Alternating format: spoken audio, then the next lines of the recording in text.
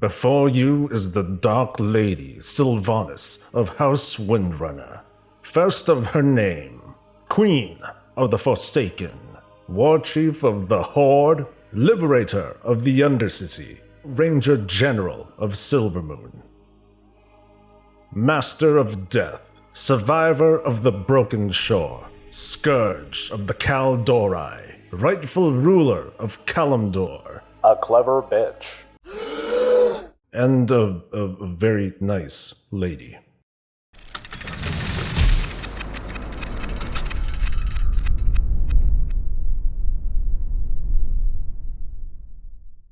Hey, it's Saul with another video, and if you can do me a favor, hit that subscribe button somewhere over there so I can keep giving you more of this and all things Warcraft. So obviously Sylvanas Windrunner has been a very involved, storied, and, well, complicated character in the Warcraft franchise. To many, she's a favored character who has took death by the horns and resisted it. To many others, though, she is like a walking paradox who leads her people, the Forsaken, who have had their lives stolen from them. And she wants to lead them and try to get these people to get some of that life back. Of course, on the other hand, she's also asserting that the race, the Forsaken, needs to grow and thrive, and what better way to do that than to raise more dead? Right. That's just the beginning of the critiques of Sylvanas, but I want to take a crack at one of her greatest shortcomings as this self-styled Queen of the Dead. She is cunning and smart, and she's an accomplished pure archer person, and she certainly has enough charisma and flying horcruxes to let her last as long as she has. However, when it comes to what she needs most, which is actual power over the dead, she sucks. She's like second rate. She's halfway literate. Okay, she's not halfway literate, but she's just not very cool, not very great. She's a pretender trying to walk with the big boys and girls, of course. So today we're going to explore this lack of power that Sylvanas possesses, as well as what she's trying to do about it, and of course we're going to speculate on the awful things that she's going to do in the future. Sylvanas has several powers at her disposal, given her experience and abilities as a ranger and in her undead banshee form. Based on the Warcraft RTS, she had the ability to cast curses to make her enemies miss attacks, she can create an anti-magic shell, and she can possess other beings, although that ability in particular doesn't seem to be one she can use any longer. As a Dark Ranger, she can raise the recently killed with her cool Black Arrow ability. She can drain life, she can do an AoE silence, and she can charm people. Ooh. Of course, those abilities are more like a gameplay sort of thing, but they do echo the kind of person that Sylvanas was. Since then, though, she hasn't flexed any actual power, and instead, she's been mostly chasing it. After the Third War and the formation of the Undercity, Sylvanas had a single goal: to eradicate the Lich King. To this end, she had her Forsaken develop a new undead plague, a blight, designed to eradicate the Scourge, who were still under the Lich King's control. And even then, it wasn't her that dealt the final blows. Anyway, once that plague was used, even though it wasn't really with her permission, it was someone else that did it, and she was betrayed, and then, well, maybe it was her plan, but I don't know. The Lich King was defeated, and then restored with Bolvar Foredragon as its host. Sylvanas didn't exactly seek power, she instead relinquished all of it by jumping off of Icecrown Citadel, killing herself. However, it was at that moment of oblivion when she found a new purpose and a new power to draw upon: the val'kyr. After confronting total oblivion and now fearing it, and with the help of the val'kyr, Sylvanas can now confront death itself by creating even more undead, restoring her body, etc. The point is that Sylvanas gained a new but a borrowed power with the val'kyr. After the return of Deathwing and the Cataclysm, she used the val'kyr to expand her power and influence throughout her immediate area. And to this day she still utilizes these val'kyr, but along the way she's lost quite a few of them.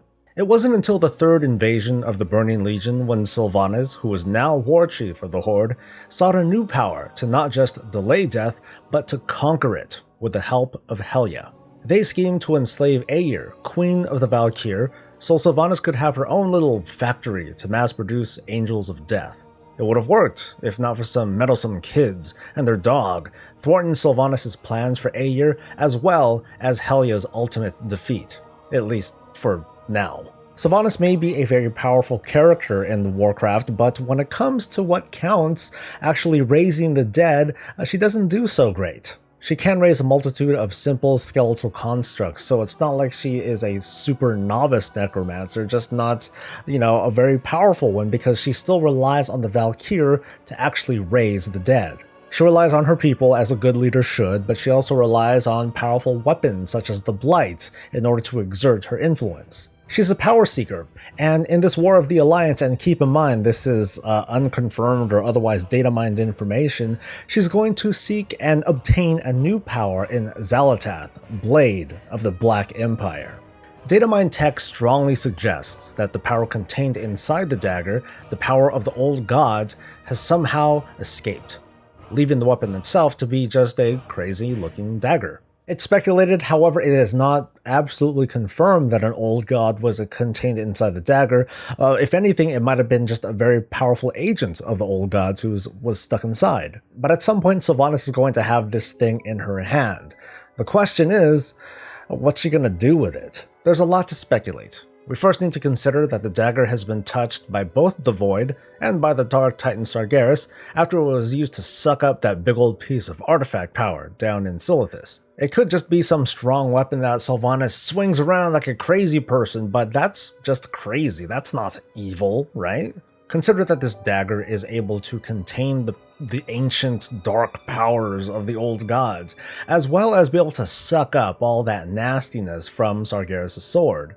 So is it possible that Sylvanas, with the power of this dagger, that she can absorb other sources of power? Let's presume that somehow she knows how to absorb this kind of energy. I mean, the champions do it. They just kind of point their weapon as hard as they can and suck up whatever they need. There are a lot of candidates, including the old god N'Zoth, which, if Alex Afrasiabi is to be believed, is the last living old god. N'Zoth is a big fish, pun intended, ha ha ha ha ha. So there's potentially a very big risk for Sylvanas to directly engage anybody, let alone an old god, and try to absorb its power into the dagger. It may even be possible that N'Zoth and Sylvanas strike a deal, allowing Sylvanas to borrow some of the old god's might. But then we get into conflicts of interest. The old gods don't like Sylvanas, if the Three Sisters comic is to be believed.